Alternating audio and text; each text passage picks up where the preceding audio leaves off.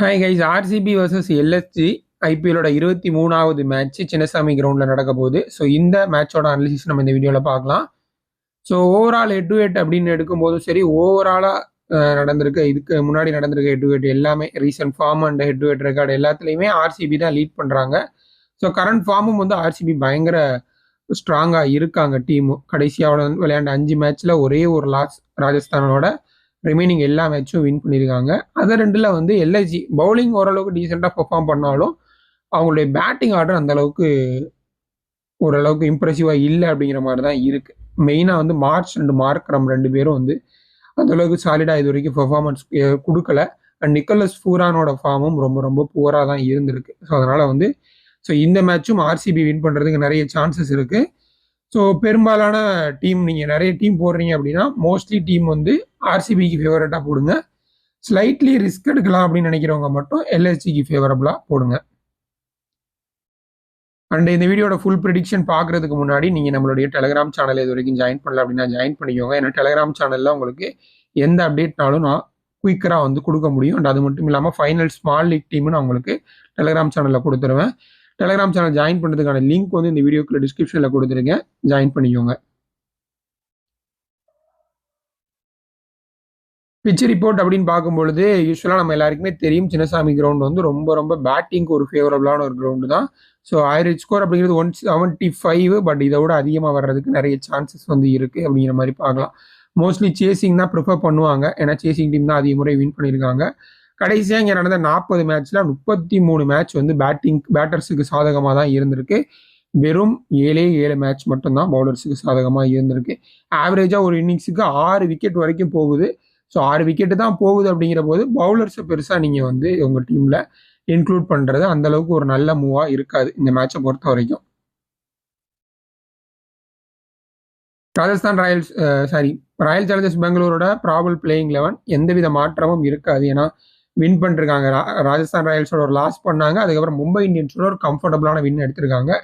Impact சப்ல மட்டும் Rasik ஸ்லாம்தர், so இவரை வந்து வருவாரா அப்படிங்கிறத பார்க்கணும். ஏன்னா அதுக்கு முந்தின மேட்ச்சு பேட்டிங் கொலாப்ஸ் அப்படின்னு சொல்ல முடியாது. ஏன்னா அந்த மேட்சும் கிட்டத்தட்ட ஒரு 200 ரன் அடிச்சாங்க ஆர்சிபி. அந்த மேட்ச்ல வெங்கடேஷ் ஐயர் தேவைப்பட்டாரு அப்படின்னு சொல்லிட்டு வெங்கடேஷ் ஐயரை உள்ள கொண்டு வந்திருந்தாங்க. அந்த மாதிரி எர்லியா ஒரு 4-5 விக்கெட் போயிருச்சு, நான் சொல்றது ஒரு 10 ஓவருக்குள்ளேயே ஒரு 4-5 விக்கெட் போயிருச்சுன்னா வெங்கடேஷ் ஐயர் கூட வர்றதுக்கு வாய்ப்பு இருக்கு. அதனால இம்பாக்ட் சப்ல பெருசா நீங்க கான்சென்ட்ரேட் பண்ணாதீங்க அப்படின்னு சொல்லுவேன். இந்த மேட்சை பொறுத்த வரைக்கும் டஃபி ஆட வச்சிருந்தாங்க, கொஞ்சம் எக்ஸ்பென்சிவாக தான் இருந்தாரு. ஸோ டீம் நல்லா பண்ணிட்டு இருக்கிறதுனால ஹேஸ்வுட்டும் ஒரு ரொம்ப பெரிய இன்ஜுரிக்கு அப்புறம் இருந்து வர்றதுனால அவரை கொஞ்சம் ரஷ் பண்ண மாட்டாங்க. கொஞ்சம் டைம் எடுத்து அவரை உள்ள கொண்டு வரதுக்கும் வாய்ப்பு இருக்கு. ஏன்னா டஃபி ஓரளவுக்கு டீசெண்டாக நல்லா பண்ணிட்டு இருக்காரு, டீமும் நல்லா பண்ணிட்டு இருக்காங்க அப்படிங்கிறதுனால. அண்ட் இன்னொரு முக்கியமான விஷயம், போன மேட்ச் 2 பேரும் நல்ல ஸ்டார்ட், விராட் கோலியும் பில் சால்ட்டும் வந்து சூப்பரான ஸ்டார்ட் கொடுத்தாங்க. கிட்டத்தட்ட ஒரு 12 ஓவர் பக்கம் ஆடினாங்க. அதனால என்ன பண்ணிட்டாங்கன்னா தேவதத் படிகளோட பேட்டிங்கை கட் பண்ணிட்டாங்க கம்ப்ளீட்டாக. ஸ்ட்ரெயிட்டாவே ரஜத் பட்டிதாரு, டிம் டேவிடு, ரொமோரி செஃபர்டு, ஜிதேஷ் சர்மா அப்படிங்கிற மாதிரி போயிட்டாங்க. ஸோ அதனால வந்து தேவதத் படிக்கல் எடுக்கும்போது அந்த ஒரு ரிஸ்க்கும் இருக்கு, அதையும் நீங்க வந்து பார்த்துக்கோங்க. எர்லி விக்கெட் மேக்சிமம் ஒரு 6-7 ஓவருக்குள்ள ஒரு விக்கெட் விழுகணும். விழுந்தா மட்டும்தான் தேவதத் படிக்கல பேட்டிங் அனுப்புவாங்க. 12 ஓவருக்கு மேலாம் போய் பேட்டிங் பண்ணிட்டாங்க டாப் ஆர்டர் அப்படின்னா ஓப்பனர்ஸ், அதுக்கப்புறம் ஸ்ட்ரெயிட்டாவே ரஜத் பட்டிதார், டிம் டேவிட் அப்படி போயிடுறாங்க. அதையும் நீங்க வந்து மைண்ட்ல வச்சுக்கோங்க.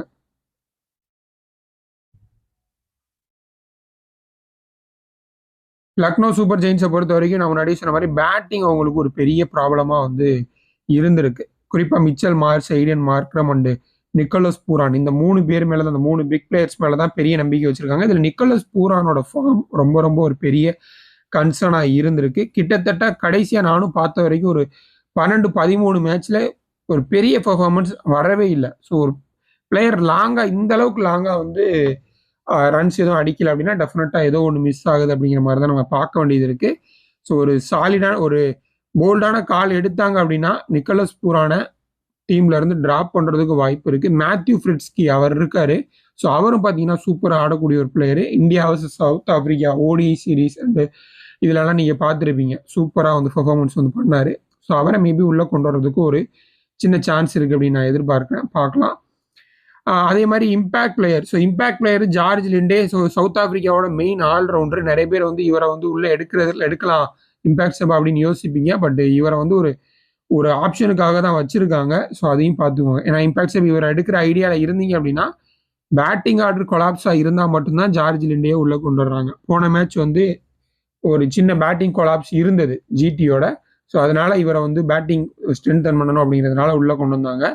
ஸோ ஒருவேளை பேட்டிங் டாப் ஆர்டர் நல்லா ஆடிட்டாங்க அப்படின்னா இவருக்கு பதிலாக சித்தார்த் மணிமாறன் அவர் உள்ள வர்றதுக்கும் வாய்ப்பு இருக்கு. ஸோ அதனால இம்பாக்ட் சப்ல ஜார்ஜ் லிண்டே எடுக்கலாம். ஏன்னா ஜார்ஜ் லிண்டே பொறுத்த வரைக்கும் நம்ம வந்து ஒரு ஸ்பின் ஃப்ரெண்ட்லி ட்ராக்லலாம் கேப்டன் வைஸ் கேப்டனா கூட போடுவோம் சவுத் ஆப்பிரிக்கா மேட்ச் ஆடும் பொழுது. ஸோ அதனால வந்து பெரிய பிளேயர் தான். அதனால அவரை கன்சிடர் பண்ணலாம் அப்படின்னு யோசிச்சிங்கன்னா இந்த ஒரு ஆப்ஷனை மைண்டில் வச்சுக்கோங்க அப்படின்னு சொல்லுவேன். மற்றபடி பவுலிங் சைடில் எந்த வித சேஞ்சும் எது பெருசாக பண்ண மாட்டாங்க அப்படின்னு தோணுது. 4 மெயின் பவுலர்ஸ் தான் போடுறாங்க. ஐடியன் மார்க்லாம் பெருசாக ஓவர்ஸ் போடுறது இல்லை. 4 பேர் தான் ஓவர்ஸ் வந்து போடுறாங்க. பிரின்ஸ் யாதவ், திக்விஸ் ராத்தி, ஆவேஷ் கான் அண்டு சமி அப்படின்னு சொல்லிட்டு. ஸோ இவங்க 4 பேர் ப்ளஸ் வந்து வரக்கூடிய பவுலர் வந்து இம்பாக்ட் பிளேயராக வரக்கூடிய ஒரு பவுலர் வந்து 5வது பவுலர் அப்படிங்கிற மாதிரி இருக்குது. ஸோ அதனால் பவுலர்ஸ் வந்து மோஸ்ட்லி அவங்களுடைய ஃபுல் ஓவர் கோட்டா போட்டுருவாங்க. அதையும் பார்த்துக்கோங்க. ஸோ இந்த மேட்சை பொறுத்த வரைக்கும் பேட்டர்ஸ் டாப் பேட்டர்ஸ் அப்படின்னு நம்ம பார்க்கும் பொழுது எல்எஸ்ஜியோட பேட்டர்ஸ் யாருமே இல்லை அப்படிங்கிறத நீங்கள் இதில் பார்க்கலாம். ஸோ ரஜத் பட்டிதார் அவர் வந்து 195 ரன் வந்து அடிச்சிருக்காரு. Virat Kohli 179 run, Tim David 133 run வந்து அடிச்சிருக்காங்க. எல்எஸ்ஜி பார்க்கும்போது ரிஷப் பந்த் ஒரு 2 மேட்ச் நம்ம ஆடினாரு. அதுவும் பெரிய நாட்கெலாம் இல்லை, ஒரு 50 60 அப்படிங்கிற ரேஞ்சில் தான் ஆடினாரு. மற்ற எல்லாருமே வந்து அந்தளவுக்கு கன்சிஸ்டண்டாக யாரும் ஆடலை. பவுலர்ஸ் அப்படின்னு நம்ம பார்க்கும்பொழுது பிரின்ஸ் யாதவ் ஆல்ரெடி சொன்ன மாதிரி எல்எஸ்ஜியோட பவுலிங் ஓரளவுக்கு டீசெண்டாக பர்ஃபார்ம் பண்ணுறாங்க. ஷமியா இருக்கட்டும், பிரின்ஸ் யாதவாக இருக்கட்டும். ஸோ விக்கெட்ஸ் வந்து நிறைய எடுக்கிறாங்க. 6 விக்கெட் வந்து எடுத்திருக்காரு. ஜேக்கப் டப்பியும் வந்து 6 விக்கெட் எடுத்திருக்காரு. குருணால் பாண்டியா ஸோ இவரும் வந்து 5 விக்கெட் வந்து எடுத்திருக்காரு அப்படிங்கிறத பார்க்க முடியுது. ஸோ இந்த மேட்சை பொறுத்த வரைக்கும் இம்பார்ட்டன்ட் மேட்சப்ஸ் கிராண்ட் லீக் போடுறவங்க இல்லை ஸ்மால் லீக்ல ரிஸ்க் எடுக்கணும் அப்படின்னு நினைக்கிறவங்க இந்த மேட்சப்பில் கொஞ்சம் ஒர்க் பண்ணி பாருங்க. ஸோ இதில் வந்து மெயின் மேட்சப் அப்படிங்கிறது நியூ பால்லே ஷமி போடுவார். ஷமி வர்சஸ் விராட் கோலி அப்படின்னு பார்க்கும்பொழுது 77 மேட்ச்ல 5 முறை வந்து டிஸ்மிஸ் பண்ணியிருக்காரு. 107 ரன் வந்து அடிச்சிருக்காரு ஷமி விராட் கோலியை. அதே போல் வந்து மார்க்ரம் வர்சஸ் குருணால் பாண்டியா இது ரொம்ப இம்பார்ட்டன்ட் மேட்சப்பு. கிட்டத்தட்ட 4 ரன் 8 பால் தான் ஃபேஸ் பண்ணியிருக்காரு. 4 ரன்னு 3 முறை வந்து மார்க்ரம் அவுட் ஆயிருக்காரு. இது லிட்டரலி கொஞ்சம் ஸ்ட்ரகிள் பண்ண மாதிரி தான் இருக்கு மார்க்ரம் குருணால் பாண்டியாக்கு அகைன்ஸ்டா. ஸோ அதை மைண்டில் வச்சுக்கோங்க. பண்ட் வெர்சஸ் குருணால் பாண்டியா கொஞ்சம் நல்லா ஆடி இருக்காரு. கிட்டத்தட்ட ஒரு 130 ஸ்ட்ரைக் ரேட் தான், ரொம்ப நல்லா ஆடி இருக்காரு அப்படின்னு சொல்ல முடியாது. அதே மாதிரி 3 முறை வந்து அவுட் பண்ணியிருக்காரு அப்படிங்கிறதையும் பார்க்க முடியுது. விராட் கோலி வர்சஸ் ஆவேஷ் கான் இந்த மேட்சப்பும் பார்த்துக்கோங்க. இதுலேயும் வந்து 3 முறை விக்கெட் எடுத்திருக்காரு. ஏன்னா இவங்கெல்லாம் கொஞ்சம் நியூ பால்லே ஓவர்ஸ் போடக்கூடிய பவுலர்ஸ். ஸோ அது கொஞ்சம் த்ரெட்னிங்காக இருக்கும். ரன்ஸ் போனாலுமே விக்கெட்ஸ் நிறைய எடுத்திருக்காங்க. அதையும் வந்து மைண்டில் வச்சுக்கோங்க. And Salt versus Avesh Khan so 5 பாலில் 7 ரன் வந்து அடிச்சு 7 பாலில் 5 ரன் அடிச்சிருக்காரு. ஒரு முறை வந்து அவுட் ஆயிருக்காரு. மிச்சல் மார்ஸ் வர்சஸ் புவி ஸோ இது வந்து 20 பாலில் 15 ரன்னு ஒரு முறை அவுட் ஆயிருக்காரு. And Pooran versus Bhuvneshwar Kumar அப்படின்னு பார்க்கும் பொழுது 44 பாலில் 61 ரன்னு 2 முறை வந்து அவுட் ஆயிருக்காரு அப்படிங்கிற மாதிரி இருக்கு. ஸோ இதுதான் பிளேயர்ஸ் மேட்சப்பு. இது அப்படியே நீங்கள் ஸ்க்ரீன்ஷாட் கூட எடுத்து வச்சுக்கோங்க. மேட்ச் போடும் பொழுது நீங்கள் யூஸ் பண்ணிக்கோங்க. மேட்ச் ப்ரிடிக்ஷன் அப்படின்னு பார்க்கும் பொழுது சப்போஸ் எல்எஸ்ஜி ஃபர்ஸ்ட் பேட்டிங் பண்ணாங்க அப்படின்னா பவர் பிளே ஸ்கோர் வந்து 50லேருந்து 55 ரன் வர்றதுக்கு ஒரு வாய்ப்பு இருக்கு, நல்ல வாய்ப்பு. மிச்சல் மார்ஸ் மாதிரி பிளேயர்ஸுக்கு பெருசாக கனெக்ட் ஆகலை அப்படின்னா இது வரும். கனெக்ட் ஆயிருச்சுன்னா ஒரு 70-80 கூட வர்றதுக்கு வாய்ப்பு நிறைய இருக்கு. ஒரு 180லேருந்து 185 ரன் ஸ்கோர் பண்ணுவாங்க. ஆர்சிபி வின் பண்ணுறதுக்கு பாசிபிலிட்டி அதிகமாக இருக்கு. சப்போஸ் ஆர்சிபி பேட் ஃபர்ஸ்ட் பண்ணுறாங்கன்னா 70 ரன் வரைக்கும் சால்ட்டுக்கு மாட்டிருச்சுன்னா 70 ரன் வரைக்கும் வர்றதுக்கு வாய்ப்பு இருக்கு. பவர் பிளேல ப்ரெடிக்டட் ஸ்கோர் 200லேருந்து 225 ஆர்சிபி வின் பண்ணுறதுக்கு வாய்ப்பு இருக்கு. ஸோ மேட்ச் ப்ரெடிக்ஷன்ஸ் இந்த மாதிரி பண்ணுறவங்க இதை ட்ரை பண்ணி பாருங்க. ஸோ இதுதான் மோஸ்ட்லி காமனாக வர்றதுக்கான வாய்ப்புகள் நிறைய இருக்கு. And final small league team இதுதான். ஸோ இதில் வந்து நான் captain Virat Kohli safer side போயிட்டேன். நான் இங்கே நடந்த 2 மேட்ச் 50-50 அடிச்சிருக்காரு 2 மேட்ச்லையுமே. ஒரு நல்ல சேஃபர் ஆப்ஷனும் கூட. அதனால வந்து நான் விராட் கோலி பக்கமே வந்து போயிட்டேன். அண்டு வைஸ் கேப்டன் அப்படின்னு பார்க்கும்பொழுது நான் ஐடன் மார்க்ரம் போயிருக்கேன். ஐடன் மார்க்ரம் ஏன்னா தேவதத் படிக்கல் போகலாம். நான் ஆல்ரெடி சொன்ன அந்த ஒரு பிரச்சனை இருக்கு. பில் சால்ட்டும் அந்தளவுக்கு கன்சிஸ்டண்டாக இல்லை. ஒரு மேட்ச் ஃப்ளாப் ஆனால் ஒரு மேட்ச் ஆடுறாரு. போன மேட்ச் ஆடிட்டாரு. ஸோ இந்த மேட்ச் ஷமி நியூ பாலில் கொஞ்சம் நல்லா போட்டுட்டு இருக்காரு.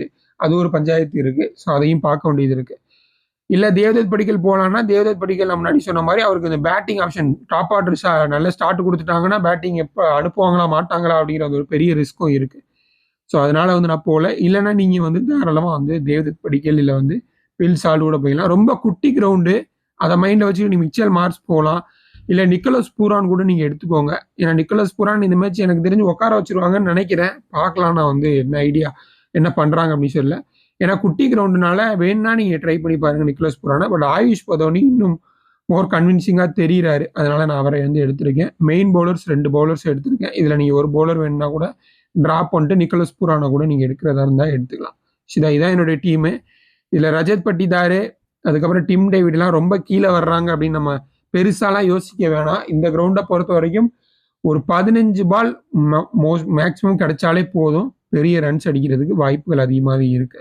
ஸோ ஏதாவது சேஞ்ச் இருந்துச்சு அப்படின்னா ஃபைனல் அப்டேட் டெலிகிராம் சேனலில் இன்ஃபார்ம் பண்ணுறேன். ஜாயின் பண்ணிக்கோங்க. நன்றி.